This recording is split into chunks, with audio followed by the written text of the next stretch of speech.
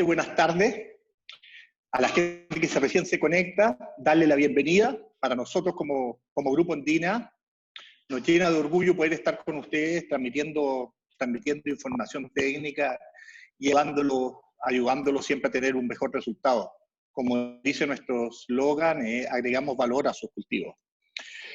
Comenzaremos con la conferencia de Enrique Rosales, la cual nos hablará sobre los principales factores que influyen en la fruto en el palto. Dejo con ustedes entonces a Enrique Rosales y su presentación. La enviada va a ser la siguiente. Enrique va a presentar para estar ustedes sin audio. Las preguntas, por favor, las pueden ir enviando al chat del mismo Zoom, por lo cual yo al final de la charla, una vez que Enrique finalice, voy a hacerle las preguntas que ustedes van a ir dejando en el chat de la aplicación. Bueno, Miguel, por favor, dejo con usted a don Enrique Rosales. Espero que sea de gran provecho esta conferencia, ¿eh? Y nuevamente agradecer por su asistencia. Sé que un día viernes a veces uno termina una semana cansado de todo el tema, pero sin duda creo que va a ser muy provechosa, ¿eh? Muchas gracias. Bueno, tú ya hiciste todo el preámbulo.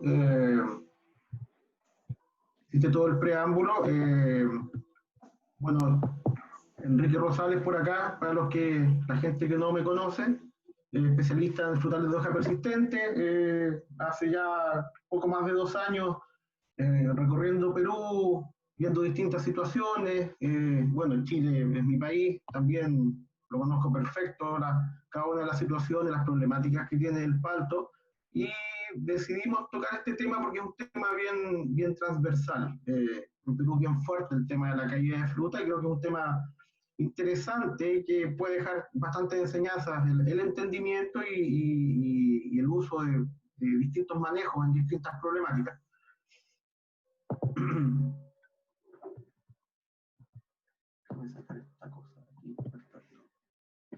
Bueno, ¿cuál es la problemática de esto?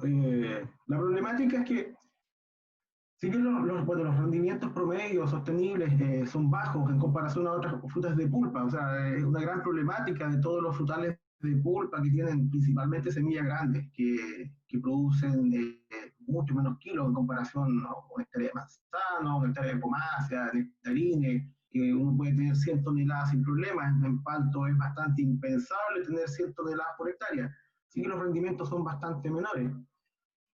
Estos rendimientos productivos más bajos que otro tipo de frutales se deben en gran parte al alto costo de los fotosinstatos, de los carbohidratos que tiene que producir la planta para producir una semilla grande, y además son ricos en aceite, y el producir aceite ya tiene un gasto energético bastante alto para la planta.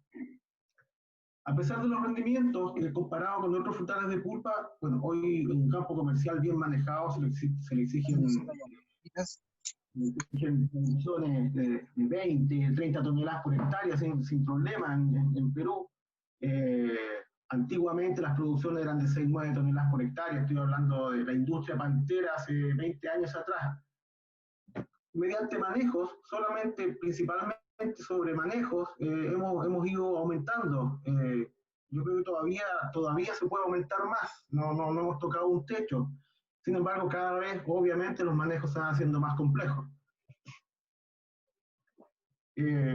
Todos sabemos que la producción final en un frutal es la multiplicación del número de frutos que tengo por hectárea y el peso promedio. Bueno, aquí tengo gente de distintos países, pero bueno, Perú, la fruta tiende a ser de un muy buen calibre. En Chile hay más problemas de calibre en algunos sectores y en algunos campos. Sin embargo, la problemática del número de frutos es transversal. O sea, sin duda la limitante para poder producir más kilos es el número de frutos que tenemos. Si bien el árbol cuaja una cantidad bastante razonable de fruta en un comienzo, empieza a caer en distintos escalones, empieza a caer fruta, terminando con producciones que son inferiores a lo que podríamos muchas veces esperar o tener mayores producciones promedio en la industria.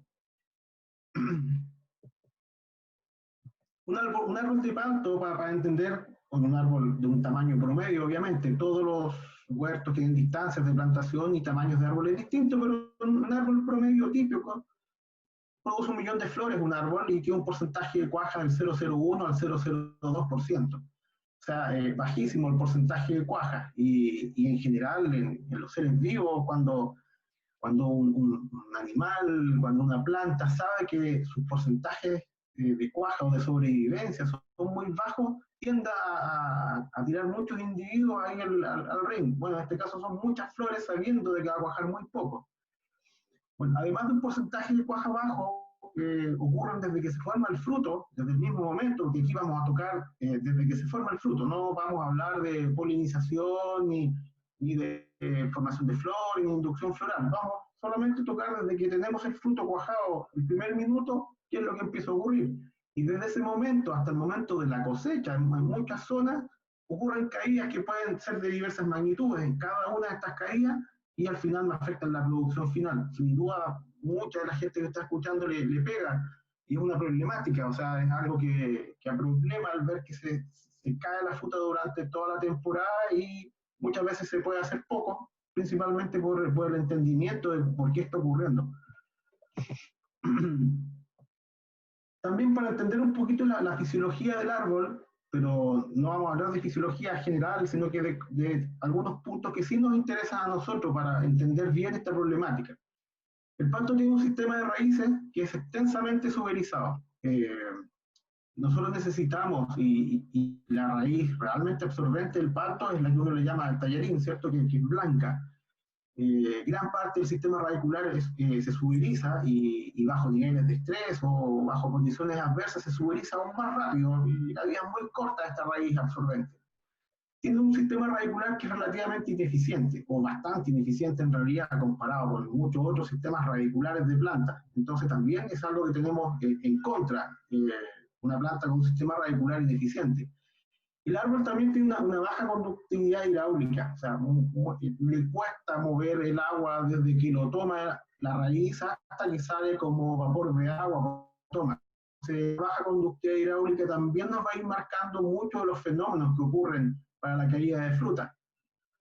Otra cosa también de fisiología del palto, que las raíces prácticamente no tienen pelos radiculares. El pelo radicular le da mayor superficie de contacto, mayor superficie de contacto para poder dar la chance de poder absorber nutrientes desde el suelo. No, prácticamente no los tiene, así que también esto hace de que la eficiencia sea bastante baja. Tenemos otra problemática, produce muchas flores en general, y la floración aumenta significativamente el área de la superficie efectiva, que contribuye a la pérdida del agua por el árbol. O sea, tengo más superficie que pierde mucha agua, porque las flores deshidratan mucho, tienen una alta tasa de pérdida de agua. Entonces es una pérdida de agua bastante descontrolada que tiene la panícula floral. Entonces me genera deshidratación. Entonces tengo que tener en cuenta que en el momento de la floración, y mientras más es más fuerte esta floración, yo tengo la condición de que la deshidratación de la planta es potencialmente mayor. Y lo otro es que las hojas tienen una gran densidad de estomas, tienen 40.000 a 73.000 estomas por centímetro cuadrado, pero tiene una limitada red vascular. La red vascular es bastante limitada. Entonces, todo esto que acabamos de hablar de la fisiología, de lo que nos interesa realmente, que vamos a hablar hoy, es importante guardarlo un poquito.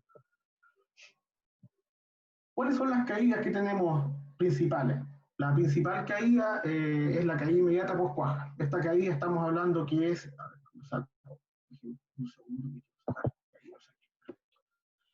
La principal caída que ocurre 3 a 5 días después de la cuaja. El fruto está recién formado, está muy tierno, y de esa caída que muchas veces, bueno, y que es muy grande en realidad, por lo general es bastante grande esa caída, el 80% de los frutos que caen es debido a que se produce una no fecundación, o sea, se produce el estímulo, llega el grano de polen, se puede elongar el tubo polínico, puede que no, se produce el estímulo, se empieza a formar el fruto, pero no llega a fecundar. Por lo tanto, lo que pasa con ese fruto es que aborta.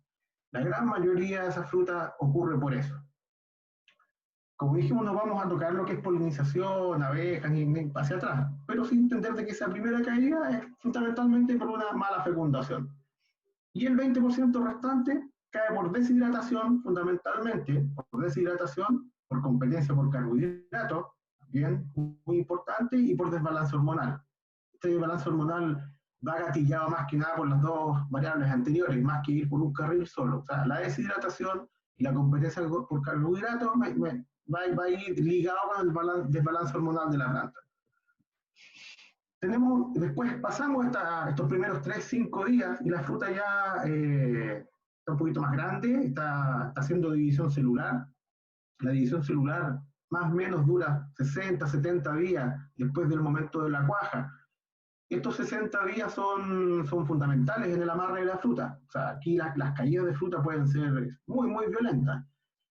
¿Hasta cuándo? Los 60 días post cuaja es más o menos hasta el denominado tamaño de aceituna, ¿cierto? Que uno le dice en palto. Ocurren distintos niveles de aborto, y esto es fundamentalmente y el más importante por deshidratación, de nuevo por el bajo aporte de carbohidratos. Vemos que nuevamente repetimos, deshidratación, bajo aporte de carbohidratos, pero aquí hay otro que se suma, que es el bajo nivel de calcio en los tejidos de la fruta y de la panícula en general. Y el desbalance hormonal que va ligado nuevamente, y que vamos a hablar después, más adelante. Seguimos con el desarrollo de la fruta, pasamos tamaño de aceituna y aquí ya nos vamos desde tamaño de aceituna hasta la cosecha misma. Y acá tenemos caídas que son en algunas zonas, norte de Perú principalmente, la fruta sigue cayendo hasta el momento de la cosecha incluso. Pero hay una caída en ese momento que es bien fundamental, que ocurre en verano y ocurre cuando la fruta más o menos tiene entre 45, 50, 55 milímetros de diámetro. Caída que se ve fundamentalmente, nuevamente, por deshidratación, pero fundamentalmente acá por competencia. Vamos a ver más adelante. Hay que hacer el micrófono abierto, si lo pueden cerrar, por favor. Bueno, en las primeras etapas de la fruta, la competencia por carbohidratos, vamos a ver que fundamentalmente con el brote de primavera. Bueno, esta caída se debe por dos competencias que son distintas. Una por la competencia entre ellos mismos, entre las frutas, pero hay otra cosa que es bien interesante, que comienza la inducción floral. Y la inducción floral también necesita reservas de carbohidratos, por lo tanto se produce un segundo competidor, no solamente entre los frutos, sino que además la inducción floral. De hecho, bueno, esto no va en el tema, pero los años de baja floración son años donde la planta puede acumular, tiene muy pocas reservas, como almidón principalmente, de carbohidratos.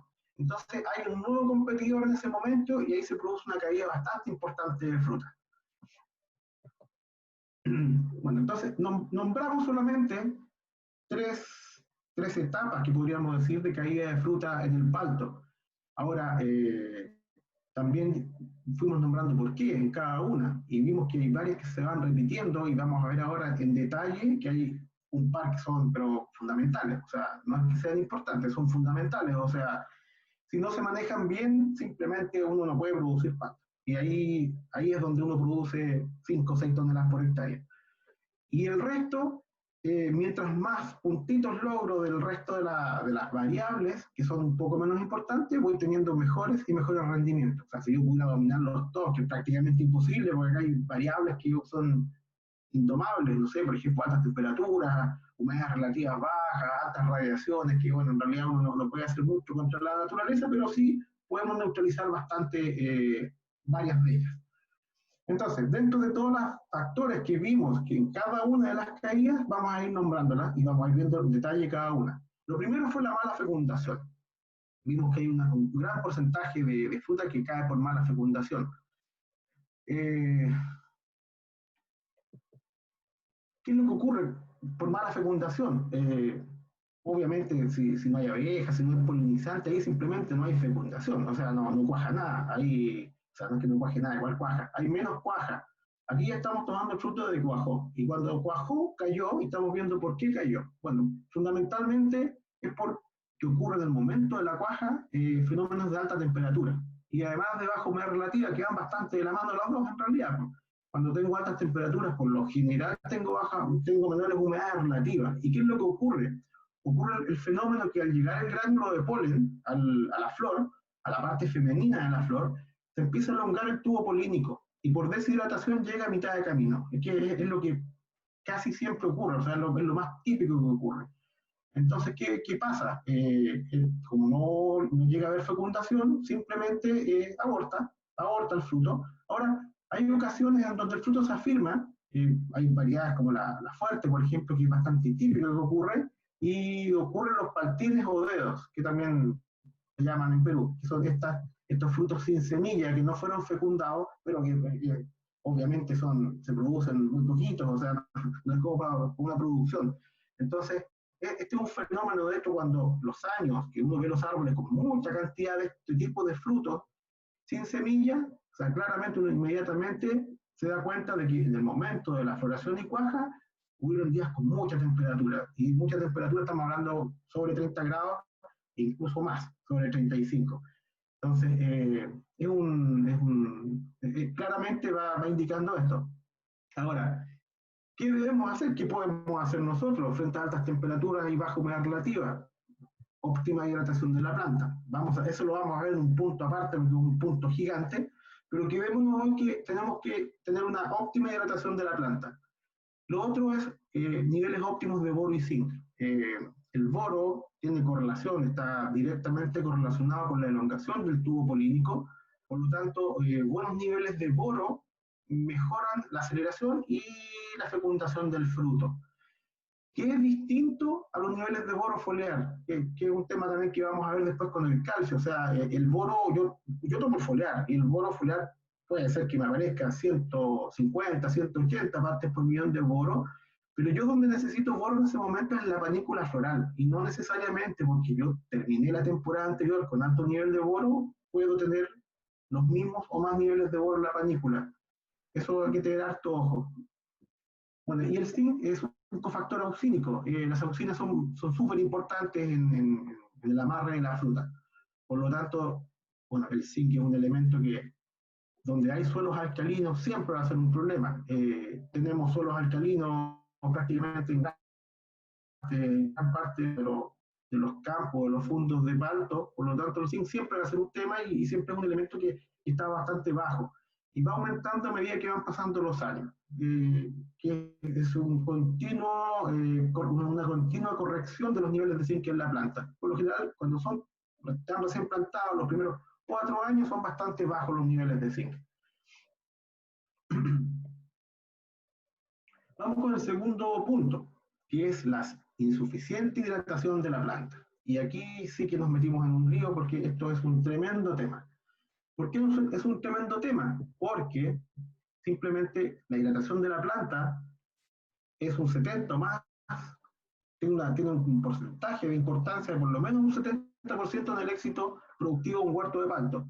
O sea, yo puedo hacer cualquier cosa en realidad, puedo bailar a las plantas, puedo gastarme miles de dólares por hectárea en miles de manejos, pero si no hidrato bien el palto, estoy liquidado, no tengo ninguna opción de producir bien palta. Entonces, la hidratación de la planta es súper importante. ¿Y ahora por qué es importante? Porque para mantener una óptima hidratación de las plantas, no solo es necesario regar, que es la típica respuesta. O sea, a mí me pasa mucho en campo, es que lo que pasa es que la planta está deshidratada, pero me dicen, yo estoy regando bien, no puede ser. Bueno, el ejemplo, o sea, yo puedo tener el mejor plato, el mejor pescado aquí al frente mío, pero estoy operado de 4 muelas, pero no puedo comer. Entonces, claro, está aquí el plato, está el pescado, está rico, pero no me lo puedo comer. Entonces, hidratar no solamente es regar, no solamente decirle, toma, aquí hay agua, porque la planta además tiene que ser capaz de poder tomarla y procesarla. Una planta típica, ¿cuáles son los procesos para poder hidratar así en grandes modos, en grandes rasgos? Tenemos una planta y necesitamos primero que nada que absorba el agua. Lo primero, o sea, primero tengo que regar, obviamente, regué y tengo que absorberla por el sistema radicular. Después tengo que conducirla. Y vimos de que la conducción hidráulica que tiene el palto es bastante mala en comparación a muchos otros árboles frutales. Y esto es mediante los troncos y las ramas, ¿cierto? Para llegar a las hojas finalmente, bueno, las hojas y los órganos verdes, que puede ser una panícula floral o una flor también en el momento de floración, donde necesito transpirar. Ahora, el problema es que para transpirar ¿Cuál es la problemática acá? Que se ve muy bonito, se ve muy esquemático, pero yo tengo muchas trabas. Primero, vamos a partir desde la raíz de nuevo. Yo necesito absorber el agua, pero muchas veces el sistema radicular es pobre, tengo poca cantidad de raíces, poca densidad de raíces para un palto, puede estar dañado o puede estar ambas, puede estar pobre y además dañado, eh, puedo tener el huerto bajo asfixia, también es muy común de que esté bajo asfixia con ruidos que no corresponden, y puede estar, y además puede estar bajo niveles de salinización fuerte en el suelo. Entonces, si yo tengo cualquiera de estas cuatro, la absorción del agua se me dificulta mucho. Entonces, perfecto, yo regué 10, pero la planta tomó 2, la planta tomó 3, la planta tomó 1. Entonces no es el agua, no es una ecuación de que yo le doy 10 y la planta toma 10 y la planta procesa 10. Ahora, tengo que conducir esa agua. El agua que pudo tomar la planta, que vamos a poner en el caso que estaba todo óptimo, teníamos un buen sistema radicular, estaba muy bien oxigenado el suelo, los niveles de salinidad óptimos, y ahora tiene que conducir esa agua, tiene que llegar a los puntos que necesitamos que llegue esa agua, que es un agua que va con nutrientes además. Bueno, para eso necesito una cosa que es fundamental, que los estomas estén abiertos. Los estomas tienen que estar abiertos de la planta para que esto sea una corriente continua, un flujo, y pueda haber conducción de agua. Y otra cosa súper importante que en pastos es cada vez más importante, el tema de las enfermedades vasculares, el tema de los hongos de madera. Los hongos de madera es una traba tremenda que tengo porque no me dejan conducir el agua, me van taponeando los vasos vasculares. Por lo tanto, puta, ahora tomé el agua, pero resulta que la carretera está cortada, pues, o sea, no tengo cómo llegar donde tengo que ir. Perfecto, vamos a hacer el caso que no hay ningún problema. No tengo enfermedades de madera, tengo la madera sanita y ahora tengo que transpirar. O sea, esto es un tubo al final, que es el ejemplo que siempre doy. Yo para que salga agua por un lado de la manguera, primero tengo que abrir la llave, segundo tiene que estar el primer extremo del tubo despejado, tiene que estar despejado el tubo y tiene que estar el segundo extremo del tubo despejado. Cualquiera de las anteriores que esté tapado, no va a haber flujo, o sea, no va a haber ningún flujo, no va a salir agua, así de sencillo. Y el agua que sale es el agua que necesitamos en los órganos, principalmente flores y frutos recién cuajados. Ahora, la transpiración, que es mediante las hojas, también necesito que ocurran, bueno, en el caso que yo tenga insuficiente hidratación de la planta, va a ocurrir lo siguiente, que los estomas están cerrados. ¿Por qué pueden estar cerrados los estomas? Y aquí tenemos un montón de factores. O sea, primero que nada, por falta de riego, claramente, que es lo que dijimos. Humedad relativa baja, por altas temperaturas, por alta radiación solar, por alta producción de ácido abscísico, por falta de luz, por desequilibrios nutricionales, por ejemplo, no sé, una deficiencia de potasio que es súper importante en la apertura estomática, por plagas, pueden haber ataques de plagas severos que también hormonalmente hacen que la planta se defienda, produciendo ácido jasmónico, ácido abscísico y cierre estoma, por enfermedades que ya vimos recién también, que me van taponeando bases vasculares, y por estrés en general. O sea, cualquier estrés, mientras más profundo sea este estrés, voy a tener o sea, voy a tener más tiempo en el estómago cerrado y va a ser para mí súper complicado tener estómago cerrado con altas temperaturas, con humedad relativas bajas y finalmente eso se traduce en caída de fruta. O sea, la hidratación de la planta es recontra compleja, no es tan fácil como poner la bomba y vamos regando. Necesito que la planta esté receptiva en todas partes. Y lamentablemente, o sea, bueno, el entendimiento de todo esto es fundamental. Y una de las partes más olvidadas del palto es la raíz. O sea, es la parte que menos vemos y es la parte más limitante, como pudieron ver, no tiene pelos radiculares, se suberiza rápido, es muy ineficiente. Entonces, la parte más débil es la primera parte de la manguera que yo necesito que sea muy eficiente. Entonces, cuando uno entiende esto, se da cuenta que es bastante complicado el trabajo y bastante complicado el poder equilibrar bien esta planta. Vamos viendo algunos puntos. Insuficiente hidratación de la planta. Vimos que es un punto macro súper importante y vamos viendo los dos primeros, que son las altas temperaturas y la humedad relativa baja. Esto, cuando influye, influye principalmente con fruta recién cuajada, hasta 60 días posteriores a la cuaja. En la floración es letal también, o sea, si yo estoy en plena cuaja, cuajando y estoy deshidratado, no tengo ninguna opción de que los árboles cuajen. Pero estamos hablando ya de un frutito recién formado. O sea, un fruto de división celular es muy, muy susceptible a que la planta se deshidrate y caiga la fruta. ¿Cuáles son los manejos más típicos, más clásicos para no es para no tener este problema, porque es imposible que se vaya a cero, pero sí para mitigarlo y que sea lo menos posible o disminuirlo? Lo primero es estar súper pendiente de los riesgos de lavado de sales. Eh, Probablemente muchos de ustedes lo hacen y muchos de ustedes lo tienen incorporado como un manejo cultural, el lavar las sales. O sea, las aguas tienen sales, el suelo tiene sales, y en estas épocas que estamos hablando, más encima metemos muchos fertilizantes, que son sales también. Entonces yo necesito estas sales mantenerlas lejos del sistema radicular, por eso que el riego, el lavado de sales es fundamental. Vamos a ver después el tema de la salinización de suelo. Bueno, todos sabemos de que si nos tomamos un vaso de agua de mar, un vaso de agua salada, no nos vamos a hidratar y vamos a quedar bastante mal, nos va a subir la presión, vamos a quedar deshidratados, vamos a quedar muy mal.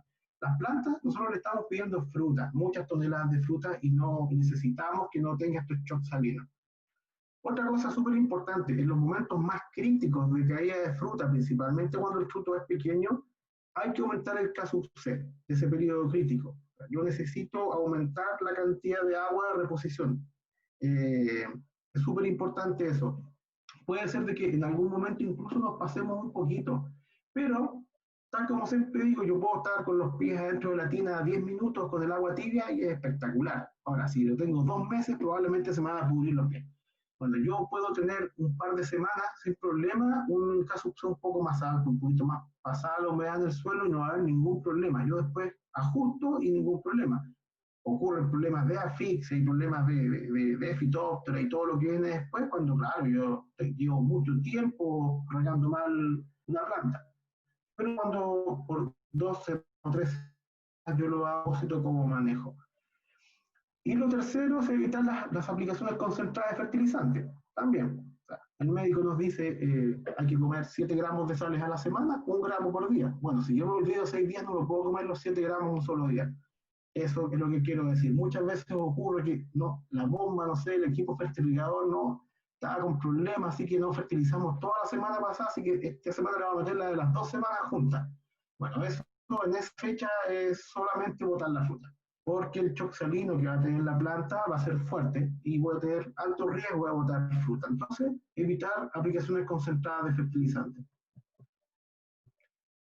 Vamos con otro punto que me influye en la insuficiente hidratación de las plantas, la alta radiación solar. Ese es un tema que cada vez es más importante. En teoría, el parto ya sobre 1000 watts por metro cuadrado se complica muchísimo. De hecho, son 700 watts por metro cuadrado, pero sobre 1000 watts por metro cuadrado ya el tema se complica mucho, mucho, mucho. Y las radiaciones solares han subido mucho en los últimos 5 años, 6 años, ha sido bien notorio en zonas donde no eran tan fuertes, hoy en día hay radiaciones bastante fuertes.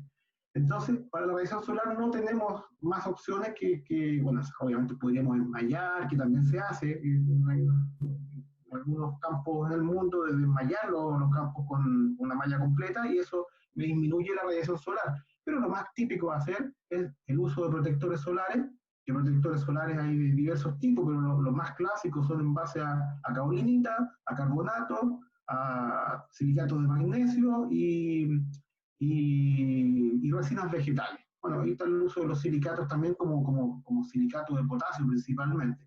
Acá lo tengo mencionado. O sea, debemos, en zonas de alta radiación solar, tenemos que proteger los órganos recién creados, que son los frutos pequeños. Es un tejido muy tierno, es un tejido muy, muy tierno que tiene días, tiene un par de semanas, y con radiaciones solares altísimas no solamente está el tema de la deshidratación, sino que además la alta radiación solar, algunas ondas de la radiación solar queman. Bueno, que a nosotros nos pasa, sí. Uno, si va a la playa y estoy 2 horas sin bloqueador solar, quedo colorado, me quemo entero. Bueno, a las plantas le pasa exactamente lo mismo. De hecho, el tejido del palto es bastante susceptible a los golpes de sol. Entonces, si es susceptible un tronco de un palto, una rama de un palto, imagínese un frutito que tiene 2-3 milímetros, es muy susceptible, por lo tanto, se debe proteger. El uso de los bloqueadores en sí, en superficie, es bastante bien conocido. O sea, hay por refracción, hay otros que actúan fisiológicamente. Aquí muestro esquemáticamente el uso de los silicatos, que es bien interesante, que ayuda también.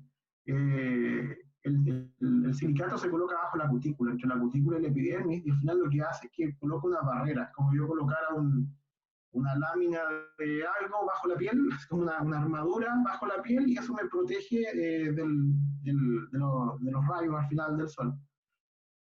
Es una herramienta que es interesante y que sirve para distintas cosas, no solamente, bueno, al ser mecánica y al estar ahí bajo la cutícula, me puede ayudar para diversas cosas, incluso para algunos ataques de plaga, para el tema de frío en algunas partes donde hay frío, para la radiación solar, es una ayuda. Insuficiente hidratación de la planta. Ahora, aquí bueno, me especifico más porque ni siquiera es la planta, o sea, no es la planta en realidad que está deshidratada, son algunos órganos de la planta. Yo puedo tener algunos órganos más hidratados y otros menos hidratados dentro de la misma planta. Bueno, las zonas oscuras, las zonas que tienen poca iluminación dentro de un árbol, tienen menor corriente transpiratoria, tienen menos transporte de nutrientes y tienen menos retención de fruta. Bueno, ahí sin duda la solución, y que esto todos lo sabemos, pero tengo que nombrarlo para que esté todo el abanico de todas las variables, es la POA. Y ahí en POA nos metemos en otro tema, porque eso es una charla absolutamente aparte y distinta. Pero el tema de la POA es importante. La iluminación de los árboles es muy importante en Pasto, necesitan iluminación. Continuamos con la insuficiente hidratación de la planta. Acuérdense que la hidratación no solo es darle agua a la planta, sino que la planta esté receptiva. Y ahí en el déficit nutricional de las plantas hay dos elementos que son súper importantes. Voy a dejar de lado el potasio, porque todos sabemos que el potasio tiene una alta importancia en el tema de la apertura estomática, además de que los huertos de pasto en general se les aplican buenas cantidades y altas de potasio. Voy a tomar dos elementos que son más dejados un poquito de lado, y uno principalmente, que es el fierro. Hablamos del zinc y el fierro.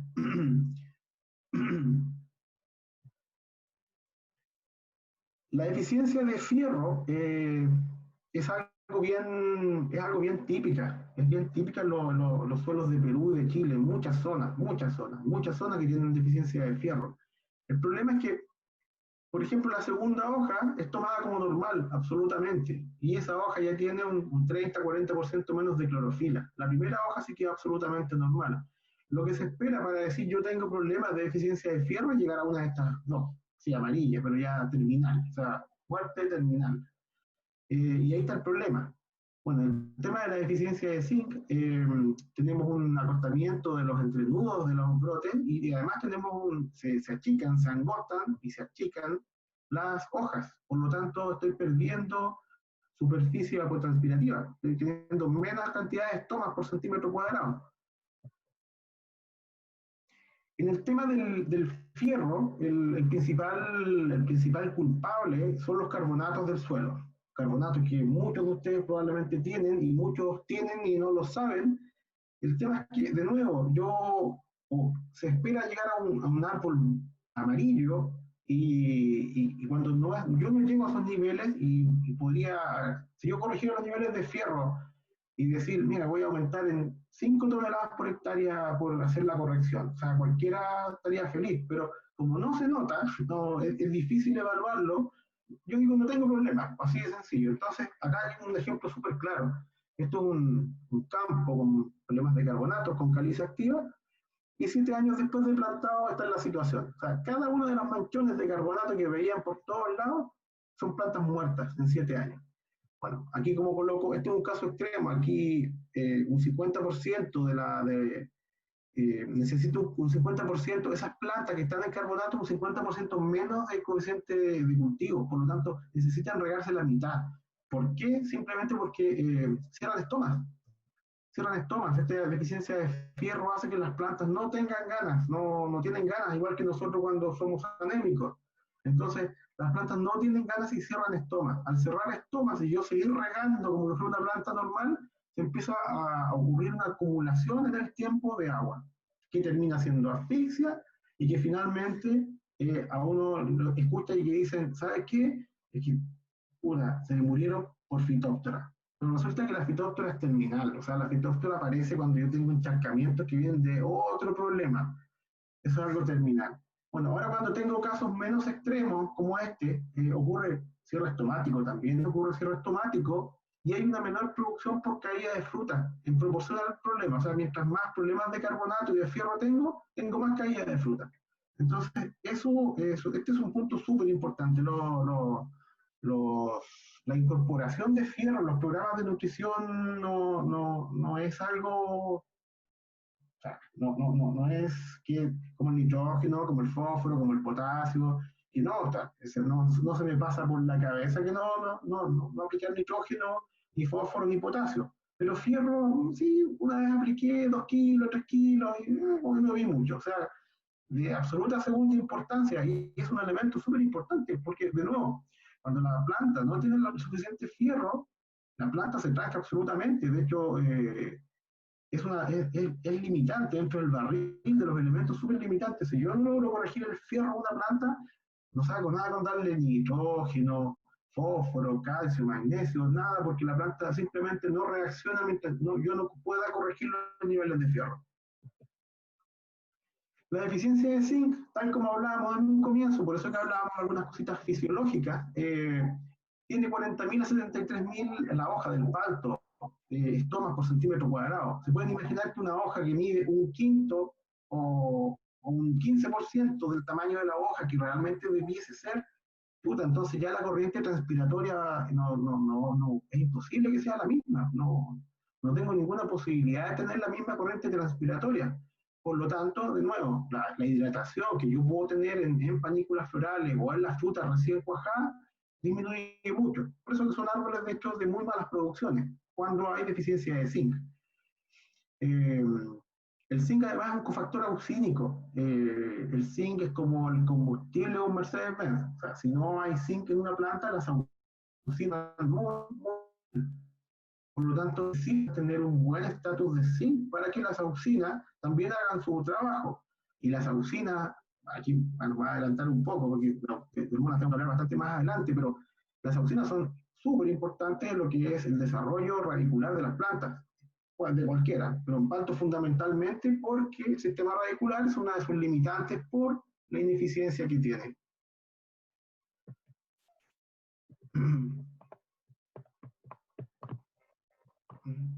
Aquí se me había vuelto la lámina. Entonces, ¿qué tengo que hacer entonces? Yo, bueno, tengo problemas de zinc, sí, seguro. En cualquier parte en Perú, en Chile, lo más probable es que hayan deficiencias de zinc, que hayan 15 partes por millón de zinc foliar, 20, 25, 40. De fierro, bueno, el fierro es un tema aparte, y en el calcio también lo voy a tocar, pero el fierro generalmente y casi siempre cuando uno ve el análisis foliar, el fierro está perfecto, 150 partes por millón, 180 partes por millón. ¿Y por qué siempre está perfecto? Simplemente porque cuando uno manda las muestras de hojas al laboratorio, uno manda hojas sanas. Jamás voy a mandar una hoja amarilla. Si yo me dedicara a tomar las hojas amarillas, saldría otra cosa, pero siempre está direccionado el análisis foliar. Para el tema del zinc, el uso de zinc vía riego es fundamental siempre en un campo de palto. ¿Y cuándo es el momento óptimo? En cada fase de crecimiento radicular, porque como hablábamos, la cofia blanca de la raíz es la más absorbente y este es de los elementos complicados para tomar por la planta, entonces tengo que dárselo cuando yo tengo la raíz lo más receptiva posible. Es el momento de los flashes radiculares. ¿Cuándo son los flashes radiculares? Cuando cada uno de los brotes está comenzando a madurar. O sea, salió mi brote de primavera con la panícula floral rojo, se empezó a elongar rojo y se empezó a tornar verde a madurar. En ese momento comienza el flash radicular. Lo mismo para el brote de verano, lo mismo para el brote de otoño. Esos son los momentos donde tengo que incorporar zinc. además en buena concentración, que eso es otra cosa súper importante que alguna vez he visto de aplicaciones de 1 kilo de zinc por riego. No hay ninguna posibilidad de que la planta tome ninguna. O sea, si yo voy a aplicar zinc, tiene que ser en concentraciones más altas. Ahora, el uso de zinc foliar a los brotes inmaduros en crecimiento también es un manejo, bueno, uno de los manejos típicos usados en palto, que la hoja madura de palto, como es muy poco receptiva, tiene una capa de pruna bastante gruesa, es difícil que pase las aplicaciones foliares y que puedan ingresar a la hoja. Por lo tanto, ¿cuándo se hace? Cuando el brote está tierno, o sea, ha tendido la lámina foliar, pero está rojizo todavía. Ese es el mejor momento de aplicar un zinc foliar. Para el tema del fierro, no hay otra opción cuando los suelos son alcalinos de ocupar un quelato de fierro, un LDHA o un HBED vía riego, en dosis generalmente de 10 kilos por hectárea. Con 10 kilos por hectárea, por lo general, uno no está muy errado en la dosis que debiese aplicar en un campo de paltos. También he visto bastantes errores de campos que aplican, una vez vi, no sé, 200 gramos por riego una vez cada 15 días. O sea, de nuevo, ninguna posibilidad. Si yo me como un grano de arroz todos los días y yo digo, oye, yo estoy comiendo arroz, perfecto, ¿estás comiendo cuánto? Un grano por día. Un grano de arroz, no, eso no te alimenta, no te va a quitar el hambre, nada. Bueno, subdosis de estos elementos tampoco, la planta no tiene ninguna posibilidad de tomarlos, porque son elementos que son de difícil absorción por la planta. Y la otra herramienta para la toma de zinc y fierro para las dos, y por un tema de acidificación de suelo, es el uso de tiosulfatos vía riego como fertilizante. Avanzo.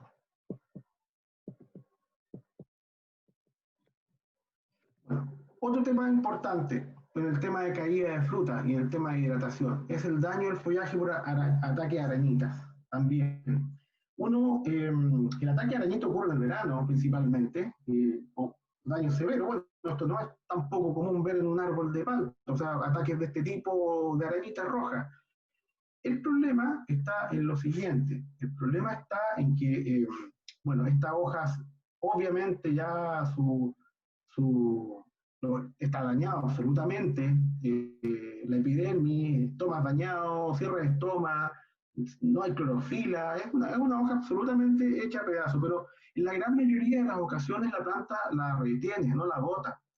Y no sé si se han fijado, pero el momento en que bota las hojas dañadas por la arañita, el parto es en plena floración y cuaja. En ese momento la bota. Ahora, ¿por qué? Yo creo interpretar la planta y dice, está bien, tengo el follaje dañado por arañita, pero es el follaje que tengo, no tengo otro. Por lo tanto, necesito que aunque funcione al 10, al 20, al 30%, siga haciendo la fotosíntesis que pueda y poder por ahí también botar vapor de agua y conductas estomáticas. Ahora, cuando ya sale el brote de primavera y está cuajando la fruta, entonces la planta dice, bueno, ahora tengo de nuevo, tengo casa nueva y tú, pucha, lo siento mucho, pero estás demasiado dañado, te tengo que botar. Pum, y bota las hojas. El tema es que para botar esas hojas en plena cuaja, la planta aumenta los niveles de ácido abscísico. Y se pueden imaginar que no va a botar solamente la hoja, sino que se pega una botada de fruta bastante importante. Porque no va a discriminar. O sea, el ácido abscísico producido no va a discriminar y también va a botar fruta. Y eso ocurre. Entonces, ¿cuál es el mensaje? Que las arañitas, bueno, aquí está lo mismo que estaba hablando, el daño en las células de la hoja, el cierre estomático, la menor corriente respiratoria, menor tasa fotosintética también, y caída de hojas en plena floración y cuaja. Ácido abscísico, caída de fruta. ¿Cuál es el tema importante aquí? El control temprano de las arañitas. No puedo permitir de que mi campo esté dañado por arañitas, porque si quiero evitar caída de fruta temprana, como les dije recién, no existe solamente un manejo, sino que es una sumatoria de manejo que con uno voy reteniendo tantos kilos, con otro retengo otros más, con otro más kilos, con otro más, y eso al final la sumatoria va a dar un éxito productivo. Pero aquí tengo un punto de vista en contra cuando ocurre. Entonces, ¿qué tengo que hacer yo? Bueno, tener en claro primero que los enemigos naturales actúan. Sí, hay enemigos naturales súper, que se comen todas las arañas, son súper eficientes, El único problema es que llegan tarde. Entonces, cuando ya logran controlar la plaga, ya queda hecho el daño en las hojas. Y ahí está el problemita, el gran problema. Por lo tanto, yo igual tengo que aplicar. O sea, no hay otra opción, porque si no el daño en el follaje es grande. Como medida cultural siempre necesito evitar el polvo, las plantas por el tránsito de vehículos, que bueno, en todos los campos prácticamente está el letrerito máximo 20 kilómetros por hora, el polvo daña la fruta. Bueno, uno de los mayores daños son las arañas, por el tema de el polvo, y hay varias causas por qué aumentan las arañas cuando hay polvo en la fruta. Uno, que los enemigos naturales no intervienen, otra que aumenta la temperatura de la superficie también del fruto. Hay bastantes teorías, pero de que aumentan las arañas cuando hay polvo en las plantas. Aplicaciones de aceite mineral al 1%, muy eficiente, anda muy bien en aplicaciones de aceite mineral. Hay que tener solamente cuidado con las temperaturas máximas, no pasar 25 grados, 26 grados de temperatura para aplicar. Bueno, y el uso de acaricidas en general. O sea, hay una gran paleta de acaricidas que uno puede ocupar para controlar arañas. Seguimos con problemas. ¿Por qué la planta no las pudo hidratar bien? Ahora pasamos a los hongos de madera.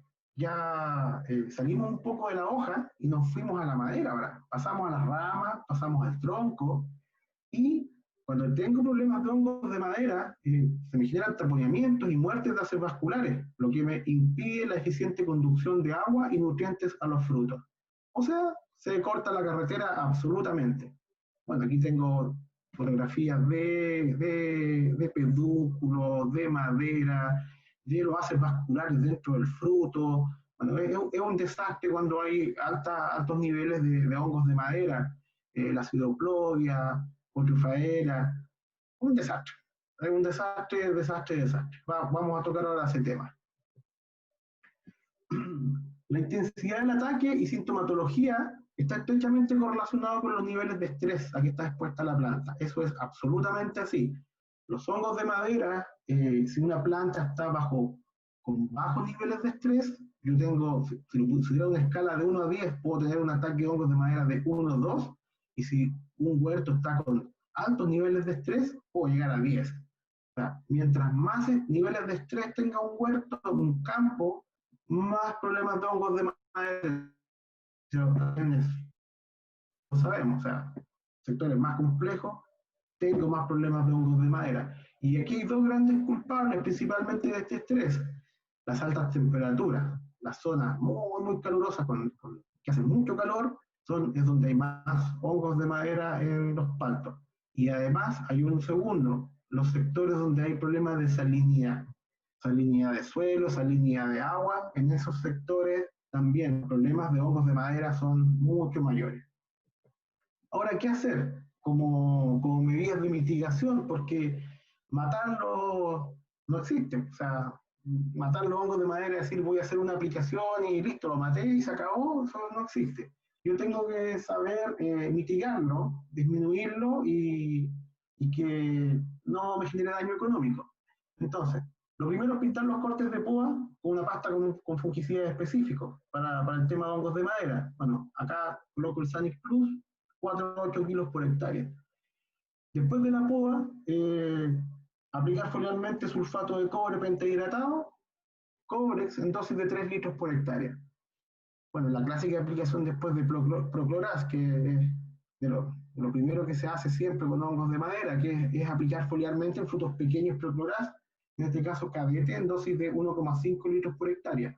Siempre viendo también de que los mercados de destino lo permitan, y los residuos que permitan del ingrediente activo, que es Procloraz.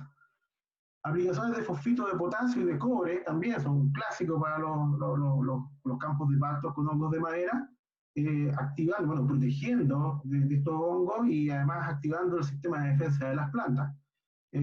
Foxan cobre en dosis de 3 a 5 litros por hectárea, tirado vía riego o foliar. Estamos atacando arriba, atacamos la poda, el corte, la fruta, y ahora nos falta un poquito abajo, de nuevo, porque esto es un todo, no solamente voy a matar, sino que voy a que la planta esté lo mejor preparada para poder aguantar estos hongos de madera. Y durante el desarrollo, todo el desarrollo de la fruta, se necesita estimular el desarrollo radicular.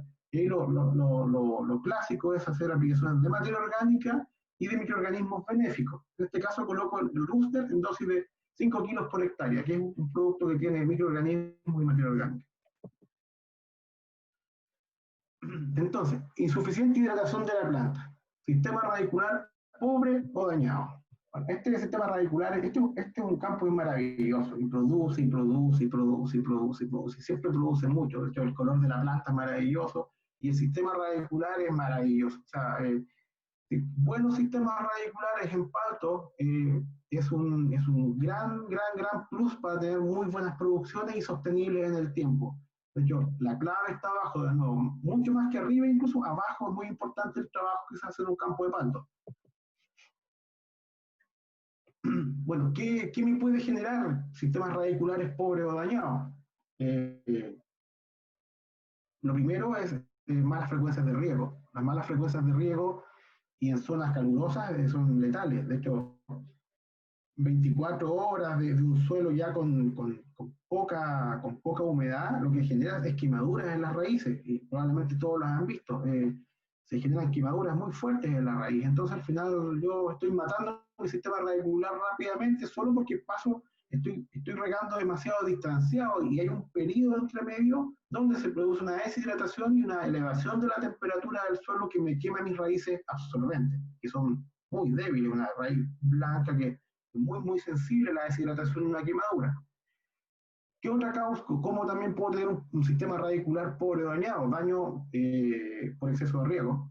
Y aquí coloco ojo con las arenas finas, porque muchos campos tienen en el análisis de suelo que es arenoso, pero son arenas finas. Y las arenas finas se comportan, más que como una arena de playa, se comportan como un limo. Entonces son bastante retentivas de agua. Y es fácil equivocarse si yo riego corto y frecuente en suelo más limoso, más que permeable, puedo generar problemas de asfixia y muerte de raíces.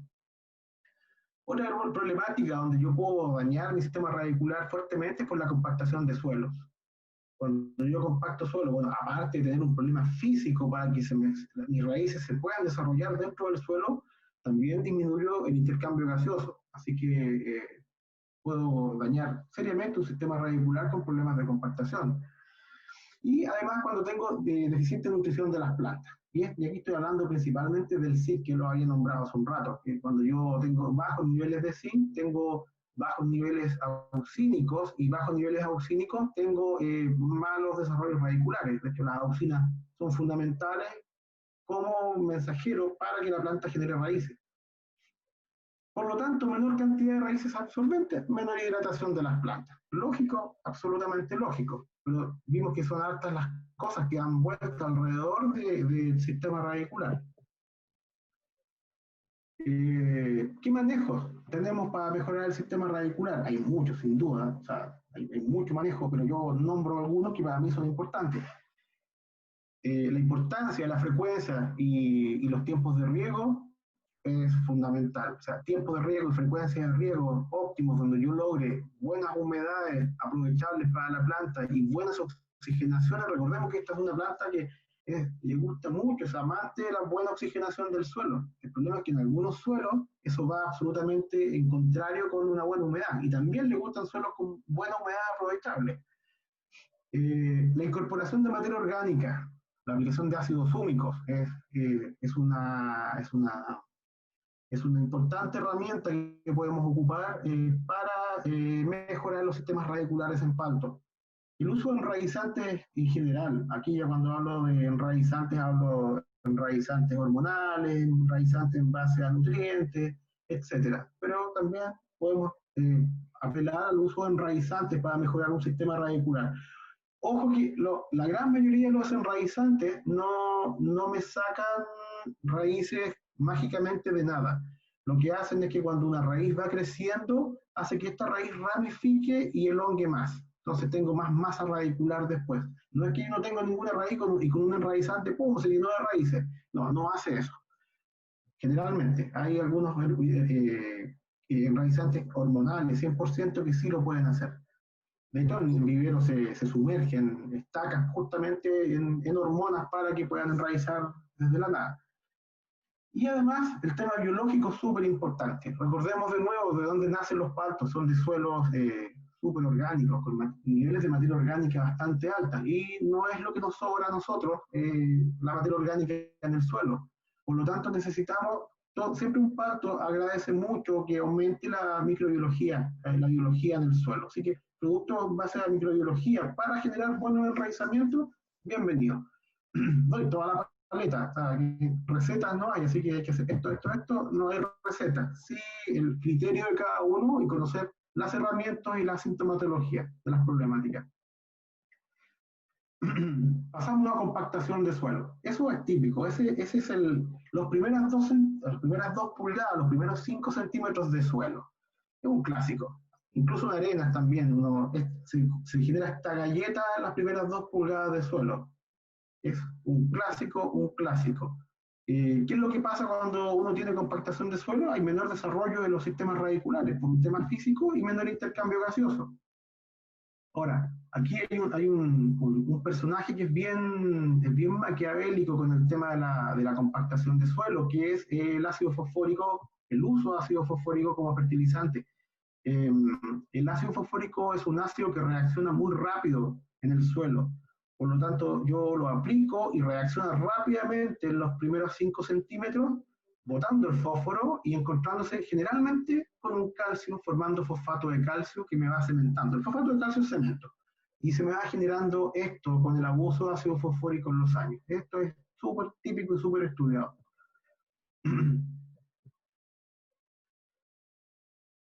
Bueno, recién con el tema del ácido fosfórico, simplemente ahí la solución es no usar ácido fosfórico, usar fertilizantes que sí sean fosforados, fertilizantes fosforados, porque el ácido fosfórico no siempre ha sido un reactivo que se ocupa en la industria alimenticia, más que como un fertilizante. Pero hay fertilizantes que sí son fosforados y tienen la característica que el fósforo lo botan más abajo en profundidad y no lo botan en superficie. La salinización de los suelos, sin duda, la salinización de los suelos va absolutamente de la mano con la hidratación de las plantas. Nosotros salinizamos los suelos, bueno, se salinizan por falta de precipitaciones, salinizamos los suelos por malos manejos de fertilización, salinizamos los suelos por malos manejos de riego, salinizamos los suelos por el uso de agua salina, y por ahí vamos. Bueno, en esto, salino absolutamente separado cada uno, o sea, aquí el tiempo de riego no corresponde. Si el tiempo de riego fuera mayor, aquí lo que va a ocurrir es que este bulbo salino va a salir de la planta y va a ser una línea alejada de la planta, porque se coloca en el borde del bulbo de riego. Acá claramente los bulbos no se juntan y las raíces están absolutamente metidas adentro de la sal. Ninguno de nosotros se come un caldo salado. Ninguno de nosotros toma agua de mar, porque de hecho el mismo cuerpo lo rechaza. Las plantas, como están ahí estoicamente, tienen que aguantar el agua salada que le estamos dando por malos manejos. Cuando hablamos de salinización, bueno, hay 2 principales enemigos que tenemos, y uno fundamentalmente, que es el catión sodio y que es el anión cloruro. El cloruro fundamentalmente es el más complicado de todos. Más complicado porque además de salinizar, de ser fuertemente salinizante, es tóxico. Entonces genera, y el palto es súper susceptible a altos niveles de cloruro. Entonces, además de generar la problemática en la presión osmótica, además de desequilibrarme la planta, más encima es fitotóxico y me quema los tejidos. Entonces es un elemento súper complicado.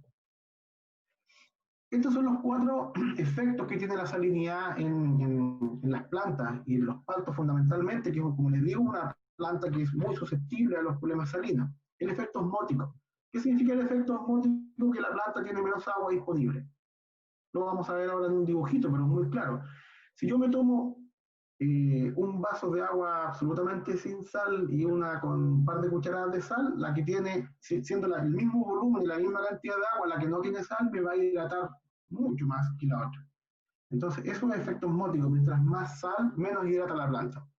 Tengo un efecto nutricional porque como la planta al final puede tomar menos agua, se hidrata menos, también tengo menos entrada de nutrientes. Entonces a la planta no le cuesta mucho tomar los nutrientes desde el suelo. Así que tengo un efecto nutricional claro. Tengo un efecto tóxico que se los nombraba, que son quemaduras marginales en la hoja, visualmente se demuestra de esa manera. Ahora también hay otros tipos, no solamente las quemaduras marginales, sino que cuando hay problemas tóxicos, tengo menos yemas por metro cuadrado, por ejemplo, que es un tema bien importante, o sea, menos yemas por metro cuadrado, y además de las yemas que quedan, la mayor proporción son vegetativas más que florales. Y un efecto hormonal, ya que ocurre inhibición de las auxinas endógenas de la planta.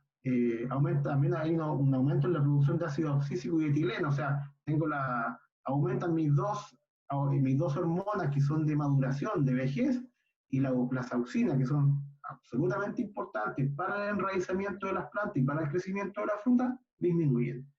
Bueno, cualquiera de estos 4 factores, efectos que les acabo de nombrar, todos generan caída de fruta. Este es el efecto osmótico. Cuando yo tengo agua no salina, este es el agua utilizable. Cuando tengo un suelo muy salino, prácticamente no tengo agua útil. O sea, no es útil. Le echo agua de mentirita a la planta. Le echo agua, pero la planta no la puede tomar. Por el aumento de la salinidad, estas son algunas de las estrategias que hacen que las plantas toman para poder evadir este estrés hídrico. De hecho, una de las cosas que hace es que reduce el potencial hídrico. Hay menos movimiento de agua. Una reducción del área foliar, también para reducir el potencial hídrico. Las hojas se achican cuando hay salinidad. Muchas veces no es tan notorio y muchas veces es demasiado notorio.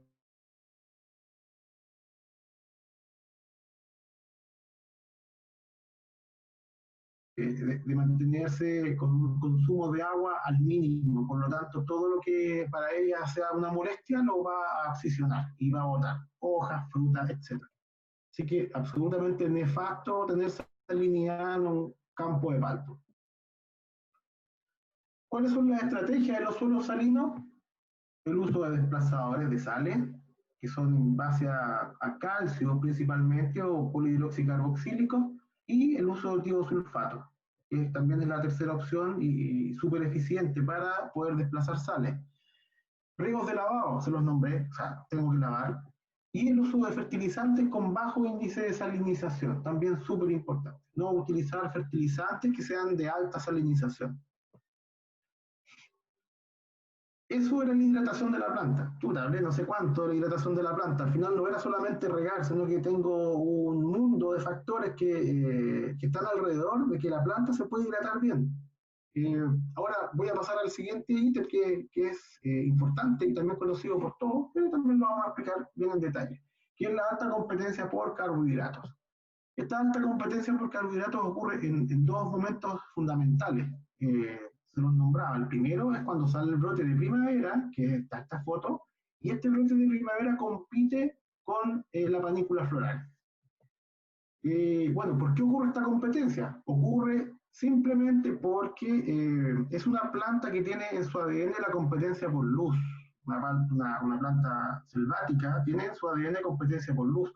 Por lo tanto, prioriza el crecimiento vegetativo y en altura principalmente. O sea, para ella es más importante el crecimiento vegetativo más que tener toneladas de fruta arriba. Y nosotros queremos toneladas de fruta y no queremos que crezca tanto. Estamos absolutamente contrarios con el objetivo.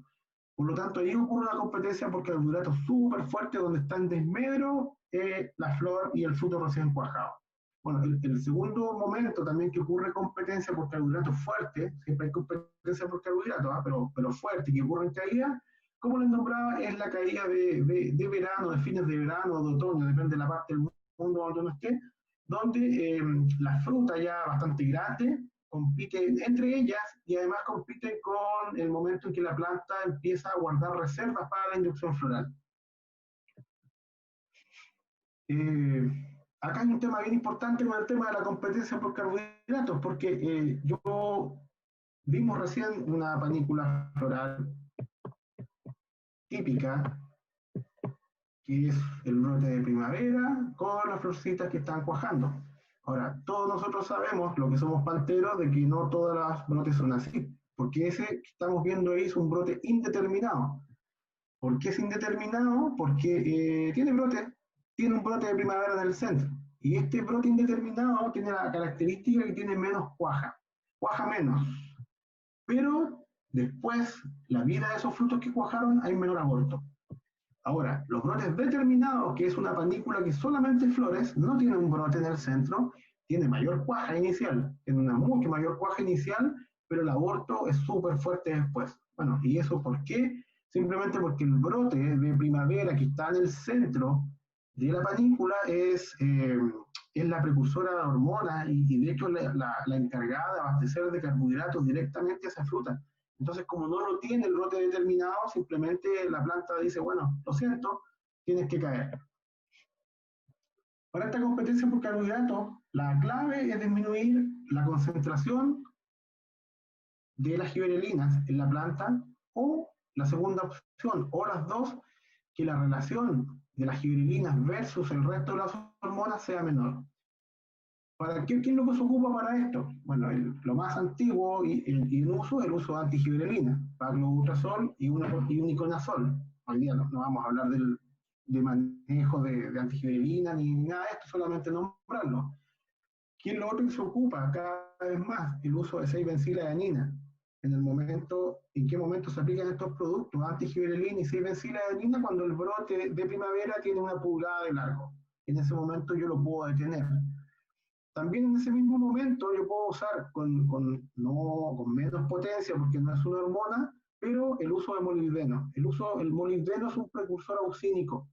Por lo tanto, la planta empieza, cuando yo aplico molibdeno, se genera un pic de producción de auxínico. Por lo tanto, cuando ocurre este pic, la planta empieza a redirecciona carbohidratos hacia la fruta recién cuajada.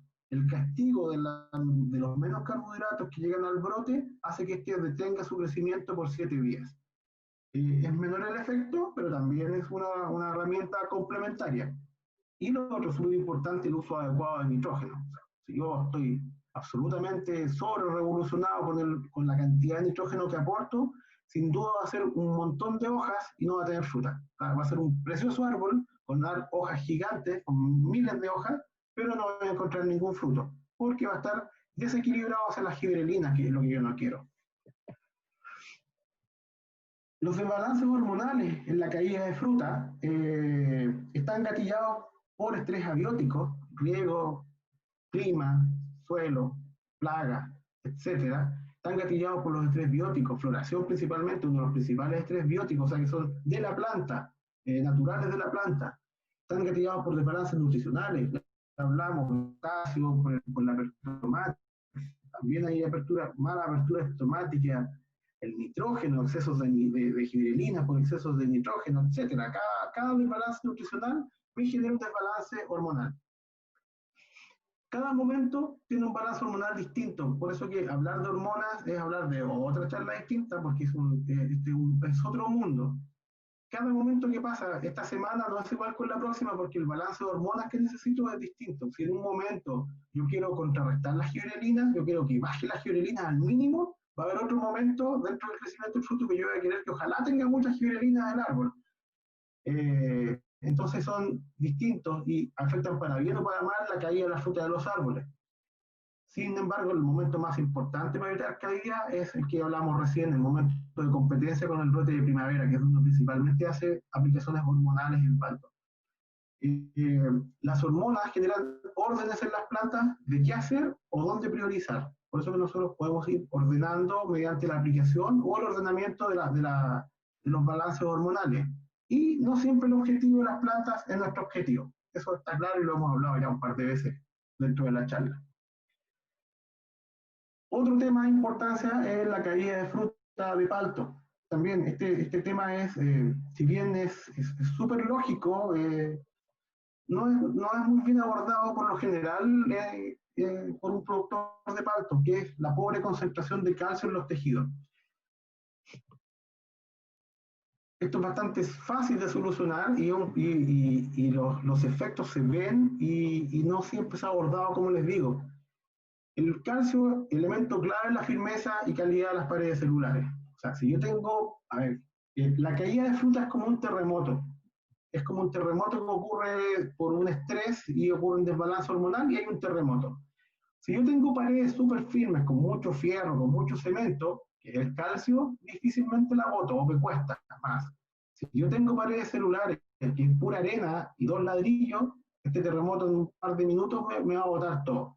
No sé si entienden lo que quiero decir. Cuando yo tengo buenos niveles de calcio, buenas pectinas, buenas paredes celulares, no cae mucho menos frutos recién cuajados que cuando tengo problemas de calcio. El calcio es un elemento con baja movilidad dentro de la planta, lo cual es un problema. Y tiene baja movilidad no solo en el palto, sino que en muchos frutales, en muchas plantas, en muchas hortalizas. En lechuga siempre es típico cuando la lechuga crece tan rápido y el calcio va a otra velocidad que se va quemando el centro, el meristemo apical. Solamente porque no llega calcio. Bueno, el palto ya dijimos que además conduce bastante mal. Por lo tanto, cuesta que llegue a esos puntos que para mí son súper importantes, que son las flores y que son los frutos recién cuajados. Calcio, hay una alta concentración en el suelo, hay mucho calcio en el suelo. El problema es que no está disponible para la planta. Hay harto sulfato de calcio, hay harto fosfato de calcio en el suelo que no está disponible para la planta. Y un tema importante son el tema de los análisis foliares, como les decía también con el fierro. Los análisis foliares siempre sale el calcio bueno, siempre el calcio está bien, siempre está perfecto, niveles de calcio súper altos. Ahora hay varios problemas ahí. Lo primero es que cuando yo hago el análisis foliar me aparece todo el calcio. De hecho, incluyendo oxalato de calcio, todo el calcio. Entonces, el oxalato de calcio la planta lo tiene ahí en reserva, son piedras que tiene guardadas adentro en vacuolas, las tiene guardadas y no están en las paredes celulares ni en las pectinas en ninguna parte, no lo utilizó realmente el tejido que yo quería. Ese es el calcio ligado, de hecho por eso que también uno pide el calcio ligado, pero no de la hoja, sino que del fruto. Y ahí está el tema. Es muy distinto los niveles que tiene la hoja que yo tomo en el análisis foliar, que es una hoja sana, bonita, como les dije recién, bien ubicada, con iluminación, a el calcio que tienen los tejidos del fruto.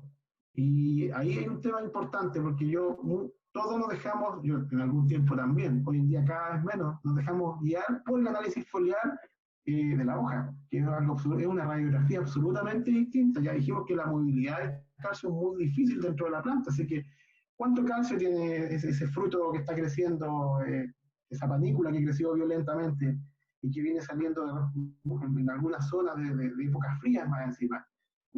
Ahí es un tema bien importante. ¿Cuáles son los manejos entonces de calcio?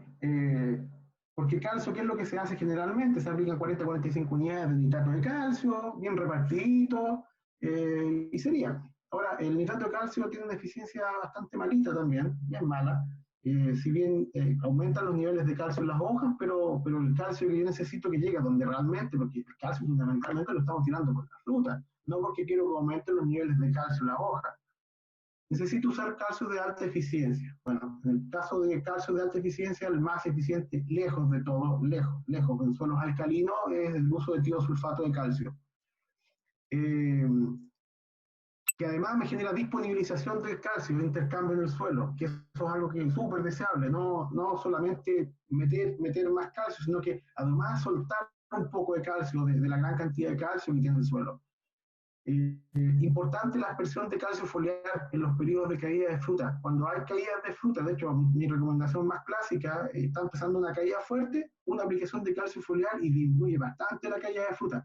De nuevo, no hay aplicaciones mágicas de que no caiga ni un fruto más, pero disminuye bastante la caída, se nota mucho la disminución. Y lo otro es la activación del metabolismo de las plantas para aumentar el potencial hidráulico. Movimiento de nutrientes, al final lo que yo necesito. Entonces, como el potencial hidráulico se mueve muy lento, el calcio dentro de la planta, necesito aumentar esa movilidad. Y vamos a ver ahora cómo lo podemos hacer. O sea, al final es correr más rápido, necesito que corra más rápido. El uso de tiosulfato de calcio, como les nombraba, esta es una aplicación de tiosulfato de calcio, donde el calcio se disocia del ion tiosulfato el calcio... Perdón, Enrique, parece que te está intentando robar porque está hablando mucho de los perros. Un perro grande, así que para callarlo no... Dale, si quieres más adelante. Bueno, si sienten un grito es porque me ha entrado a robar. Oye, a ver, déjame... Ya, listo. El calcio lo que hace es que en los sitios de intercambio me desplaza cationes, ¿cierto? El calcio equivale al tiosulfato de calcio, me desplaza todos los cationes, me desplaza sodio, me desplaza potasio, me desplaza magnesio. Y aquí viene lo interesante de la molécula, porque el ion tiosulfato, en presencia de oxígeno y bacterias, me genera ácido sulfúrico en el suelo. ¿Ya? Me genera ácido sulfúrico en el suelo, pero en profundidad, y este ácido sulfúrico me forma sulfato de calcio en el suelo. Y este sulfato de calcio después disocia nuevamente, me vuelve a soltar calcio, y queda sulfato y queda calcio, y este calcio nuevamente vuelve a desplazar, a soltar de los sitios de intercambio sodio, potasio, magnesio y más calcio. O sea, en 2 oportunidades me suelta calcio del suelo. O sea, es una molécula que es súper eficiente en el tema de disponibilizar calcio desde el suelo, no solamente aportar. Ahora, una segunda herramienta que para mí es fundamental. Yo esta herramienta la ocupo hace 7 años y en México se ocupa bastante. Ahí los hermanos mexicanos ocupan bastante la fuercisteína, de hecho en Palto, que es donde más se ocupa. Y la fuercisteína, bueno, en el caso del grupo andina tiene un producto que se llama vitaminas, que tiene fuercisteína. Se ocupan dosis de 125 cc por 100 litros de agua, o traducido en peruano, 250 cc por cilindro. Eso ya lo he aprendido que tengo que hablar en cilindro. La fuercisteína es un bioestimulante sintético, ¿ya? No es producido por la planta, sino que es artificial, pero actúa sobre su metabolismo. La fuercisteína tiene la capacidad de atravesar las barreras químicas, físicas y fisiológicas de la planta. ¿Qué quiere decir eso? Que cuando yo aplico un aminoácido, la planta lo agarra, lo transforma en energía, lo transforma en distintas cosas, pero lo ocupa. La fuercisteína, al ser, ¿cómo les podría decir? Es como un sándwich de plástico que yo me voy a comer y no me lo puedo comer porque es plástico, pero pasa como que fuera de verdad. Entonces, pasa todas las barreras químicas y físicas de la planta y llega a las células, al interior de las células. Y cuando está en el interior de la célula, lo que hace la fuercisteína es que obliga a que la planta produzca prolina y cisteína. Que es muy distinto yo aplicar prolina y cisteína, porque no va a pasar el mismo efecto. La fuercisteína obliga celularmente a la planta que produzca prolina y cisteína. Y la prolina y la cisteína son los 2 aminoácidos naturales, de hecho, más importantes en el tema, ligado al tema de defensa y de que la planta se pueda defender bajo condiciones de estrés. De hecho, cuando las plantas están bajo condiciones de salinidad alta, las producciones de prolina por la planta son altas por la osmoregulación. Por lo tanto, es súper importante que las plantas puedan tener una alta producción de prolina en forma de defiende muy bien. Es una molécula que esta es como media mágica. Esta es de las moléculas que uno aplica y, bueno, y a ustedes les ha pasado a un grupo andina con distintos cultivos frutales que ocupan siempre las vitaminas, que uno lo aplica y uno ve el resultado. No tiene que uno medir, ni tomar foliares, uno aplica y uno dice, ¿sabes qué? Puta, esta cuestión cambió. Realmente aquí hubo un efecto. Es un potente antistresante en Palto y es un activador metabólico. ¿Qué quiere decir un activador metabólico? Que la planta iba a 5 km por hora, yo le meto fuercisteína y la planta empieza a correr a 30 km por hora durante más o menos 14 días, que es el tiempo de efecto que tiene. Pero esos 14 días me hacen la diferencia. O sea, 14 días en pleno amarre de fruta o en proceso de caída de fruta es extremadamente importante. Por lo tanto, he hablado mucho, quiero ordenar un poquito los pensamientos. Existen distintos estrés bióticos y abióticos en distintas etapas del desarrollo del fruto que pueden gatillar la caída de esto. Eso hay que tenerlo claro. O sea, un estrés, principalmente en la caída de fruta, en palto y en cualquier frutal, está ligado a algún estrés, bióticos y abióticos, o sea, externos o internos de la planta. Lo segundo, no existe un manejo mágico contra la caída de la fruta. ¿Cuál es el reto agronómico? El reto es poder identificar cuáles son las variables de importancia que la originan. En mi caso, en mi campo, porque en cada campo las caídas de frutas se deben por cosas distintas, algunas en común, algunas que son típicas que ocurren en todos los campos, pero hay otras condiciones que son distintas a cada campo. Ahora, para lo bueno y la buena noticia es que para cada uno existen manejos agronómicos. Lo importante es determinar y poder saber cuál es la causa. Y la tercera conclusión es que la hidratación del palto es fundamental en el éxito productivo. O sea, como vimos, es una pirámide donde el 70% de la pirámide, toda la base es la hidratación de la planta. Si yo no logro hidratar la planta, realmente todo el resto que haga realmente no sirve, no hay ningún efecto. Ahora, entendiendo que hidratar la planta no es solo regar, eso es importantísimo. Muchas gracias a todos por escucharme. Muchas gracias, Enrique. La verdad que te felicito. Si bien yo te conozco harto, salimos todos los meses cuando se podía visitar los campos y he aprendido mucho contigo. Realmente tu presentación es muy, muy clara, deja muy claro los factores principales que influyen y creo que va a ser de gran utilidad tanto para nuestros productores como también para el equipo, para que cada día puedan dar mejores recomendaciones. Tuvimos muchos asistentes, contamos durante la charla con 130 personas de manera constante. Quiero agradecerle a todos. Hubo gente de México, de Brasil, de Perú, de Chile, que mandaron saludos y te dejaron una serie de preguntas, Enrique, que te las voy a ir haciendo ahora, uno por uno para ir aclarando, y creo que estas conversaciones pueden aclarar y nos van a ayudar a dejar más claro aún todo lo que comentaste. La primera consulta es de Rubén Ramírez Santo, que dice que no entendió muy bien el aumentar el casé. ¿Te podría explorar un poquito más en eso, por favor? Perfecto.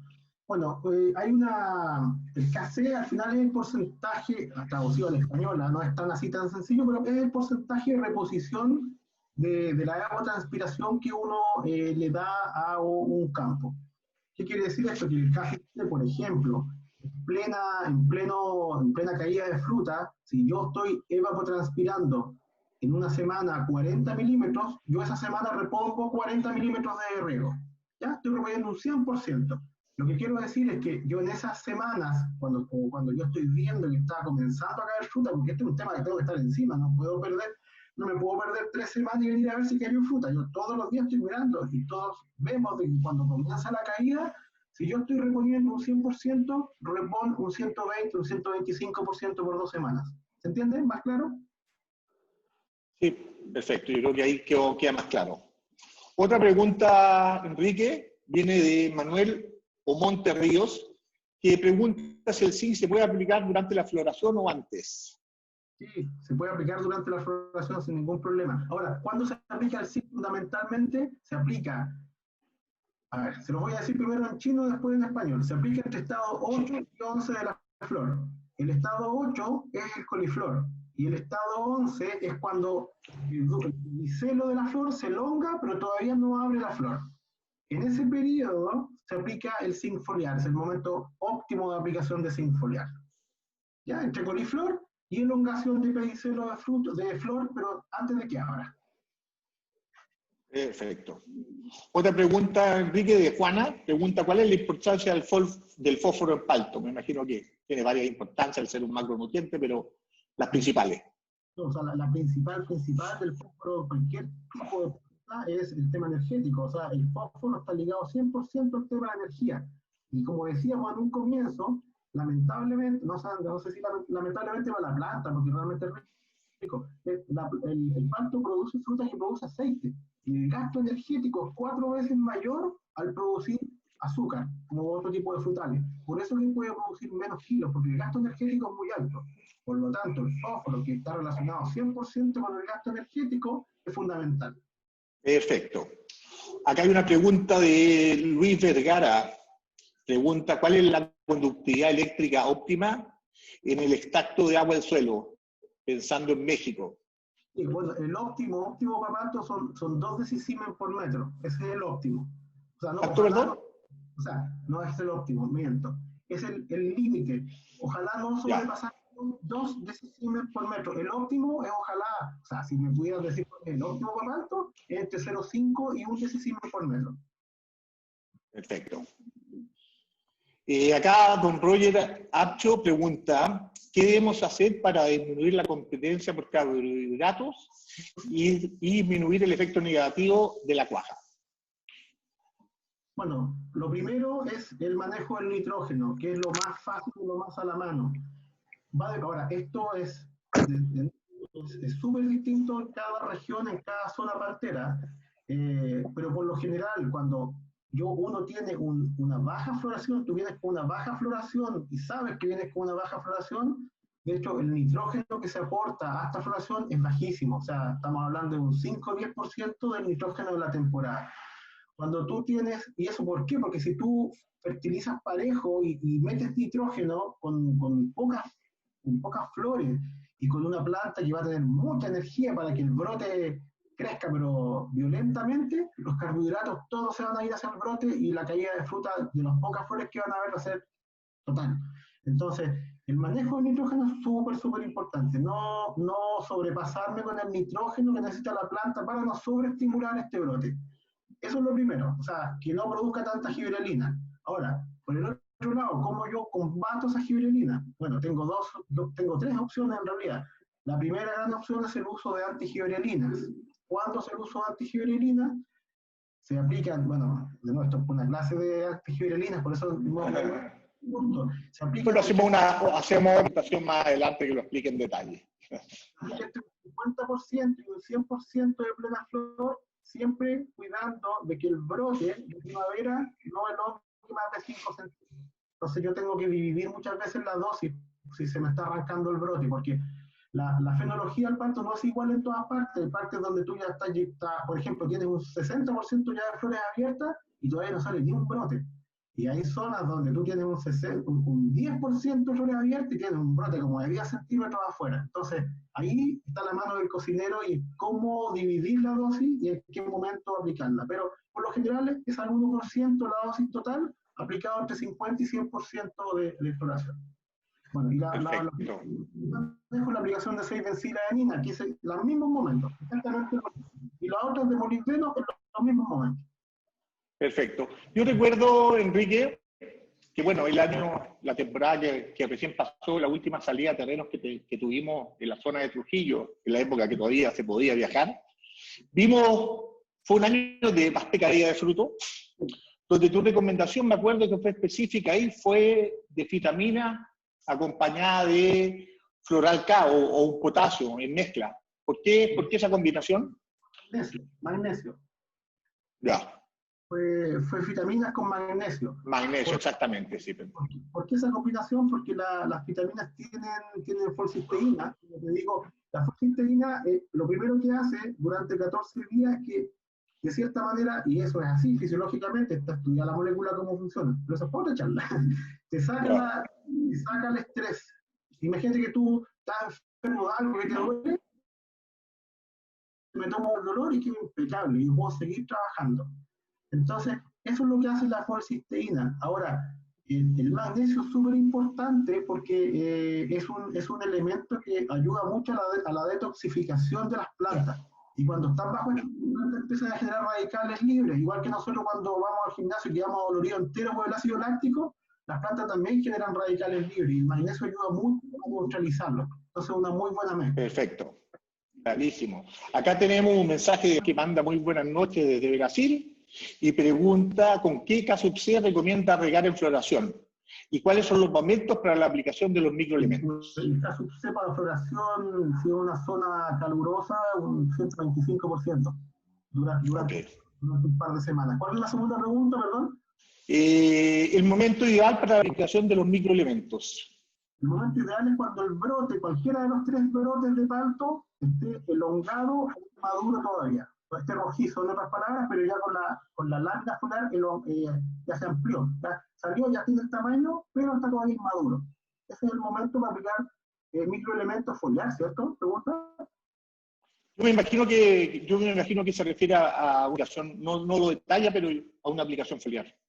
Ya, pues si es foliar ese es el momento. Ahora, si riego, el momento óptimo son los flash radiculares. Ya, perfecto. Oye, Enrique, yo llevo acá en Perú ya 5 años. Hace 5 años prácticamente se hablaba de que el uso enraizante no era necesario en los paltos. Y ha habido un cambio en este tema estos 2 últimos años, donde prácticamente se masificó el uso enraizante en los paltos de nosotros, que tenemos el rotor en el fondo, nos han preguntado mucho y nos han pedido recomendaciones de la película de los enraizantes en los momentos específicos. En la zona, ¿en qué momentos tú recomendarías estas aplicaciones? Se te cortó una parte, pero tú me estás preguntando en qué momento aplicaría enraizantes. Sí. Sí, bueno, lo más típico, lo más clásico es cuando está comenzando los flash radiculares es aplicar un enraizante. Como te decía, ¿por qué? Porque el enraizante lo que hace es que las raíces que están saliendo ramifican más y exploran más en longitud, por lo tanto ganan masa radicular. En el comienzo, Okay. y coincide más o menos con el mismo momento que hablábamos de los foliares, cuando el brote elongó y está todavía medio rojizo, pero ya empezó a madurar, coincide con los flash radiculares, así que en ese mismo momento van los enraizantes por abajo. Perfecto. Otra pregunta de Leslie, pregunta, ¿cuáles son los momentos para la aplicación de la fosfiteína, los momentos ideales? La fosfiteína, como es un antiestresante puro, no tiene un momento. De hecho, ¿cuándo me tomo una aspirina? Cuando te duele la cabeza. No sé si me entienden. Sí, por supuesto. No lo sé. Puede ser mañana, en un mes, bueno, cuando tú tienes un problema de estrés que te está afectando, tú tienes que aplicarlo. Y los estrés van a ser, en alguna zona va a ser radiación solar, en otra es en otra no quiero que se me caiga la fruta, en otra quiero que crezca un poco más rápido la fruta. Lo que tú quieras apoyar, un proceso que está trancado por algo, tú lo destrabas con la aplicación de fosfiteína. Perfecto, Enrique. Acá hay una pregunta de don Roger Apcho. ¿Se podría aplicar fosfiteína para evitar el estrés en plantas recién establecidas en el campo definitivo? Eso es lo que se hace. Sí, exactamente. Y yo también, nosotros en nuestra recomendación, la verdad que uno de los productos que más se ha incrementado su uso estos últimos 2 años ha sido vitaminas y que además le agregue 20 partes por millón de ácido gibrénico. ¿Cuánto, perdón? 20 partes por millón de ácido gibrénico. Perfecto. Entonces ahí también me pregunta la Leli que en el fondo las vitaminas son correctivas más que preventivas.